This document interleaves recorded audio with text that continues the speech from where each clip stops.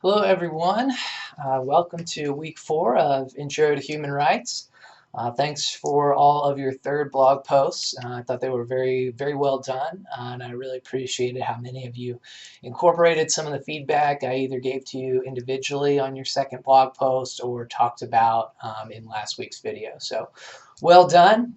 This week, I'm just going to give kind of a recap to the last set of posts and introduce a couple of thoughts for the coming week ahead, as well as introduce your first major assignment, the Human Rights Case Study Essay and Oral Presentation.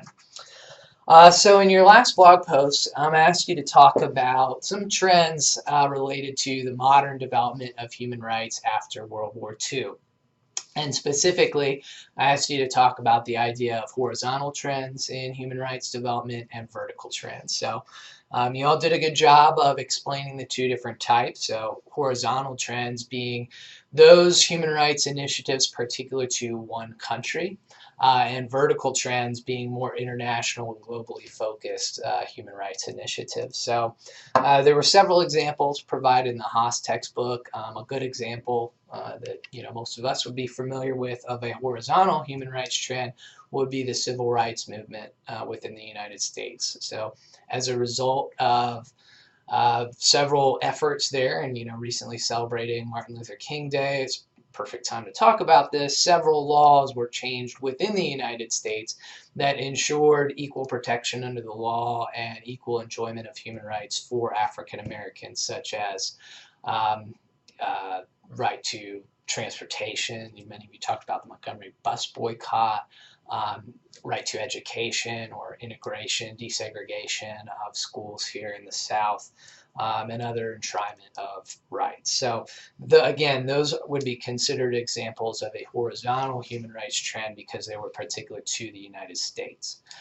The other trend that Haas described was the vertical trend, or more international and globally focused human rights initiatives. So the Universal Declaration of Human Rights is a good first example of that vertical trend. So the Universal Declaration of Human Rights is supposed to apply to all countries which signed on to it and joined the United Nations at that time. So this week, we'll be looking at international human rights enforcement mechanisms, so really focused on that vertical level of human rights.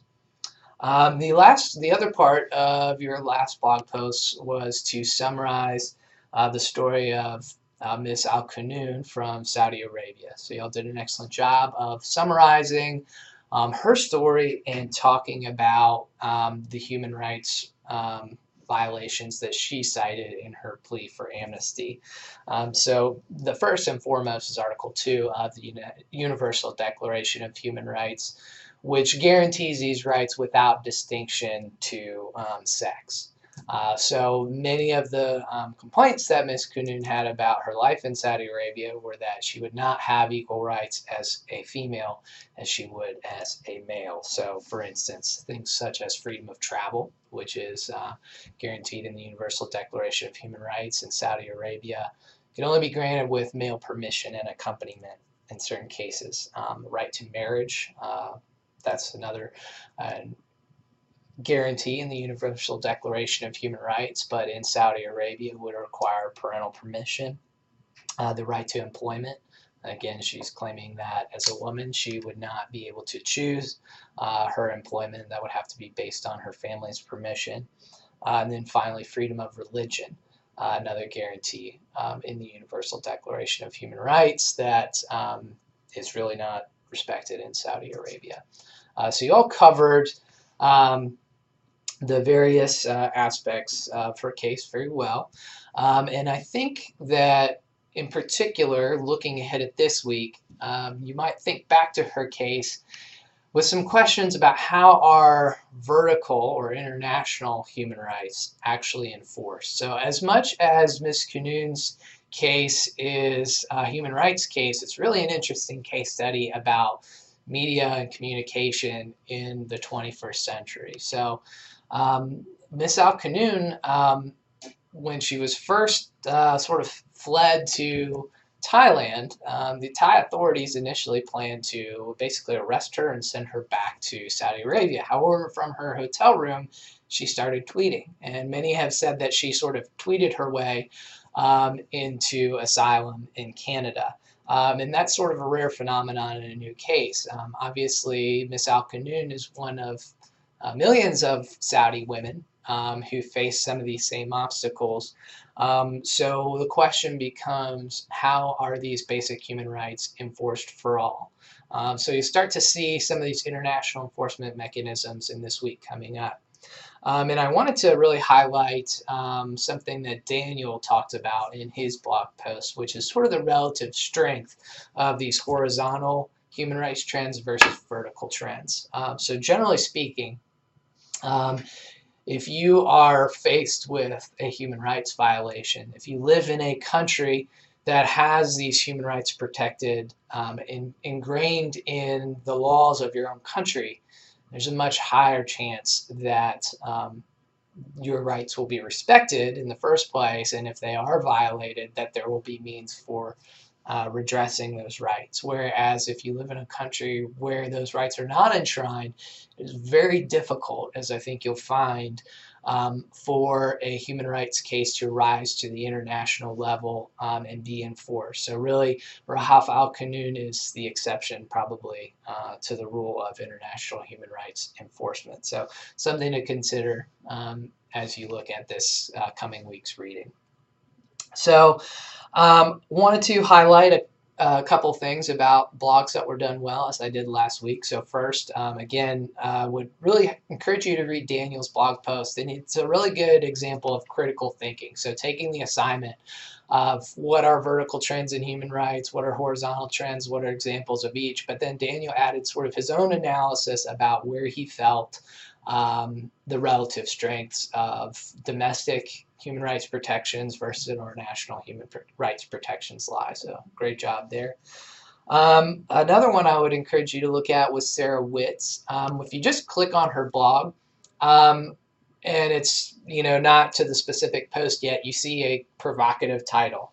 I think it was Human Rights Development or Lack of Human Rights, and it's a good picture of Rahaf Al-Qanoun. So it was a provocative title and picture. It made you really want to click on it and look at it. So it's a good example for you to keep in mind as far as visual appeal and really drawing the reader in. So well done to those two. So all the information for Module 4 is now posted. You'll be reading a chapter out of the textbook about international treaties that are designed to enforce human rights at the international level. And I've provided some discussion prompts for your next blog post on that topic. I have also posted the rubrics and assignment overview for your first major assignment for the course, which is an essay and oral presentation about a human rights case study. So throughout the Haas textbook, there are several court case examples. There will be one in the chapter you read this week about Charles Taylor from Liberia. So I'm going to encourage you to look through the book at those court cases and pick out a court case that is of interest to you, and you'll select that for your assignment. You'll then write an essay about it, and I've posted the essay assignment overview and rubric on Canvas, and it's also in your syllabus. So take a look at that so you know what the expectations are. And then you'll do an oral presentation. So you'll record a video of yourself summarizing the case study, put it on YouTube, and embed it in your blog. So I want you to take a look, read over the materials for that this week. In later weeks, I'll kind of drill down into a little bit more about the expectations for the assignment, but I wanted to put it out there so you could begin to start thinking about it and identify a case study that you're interested in.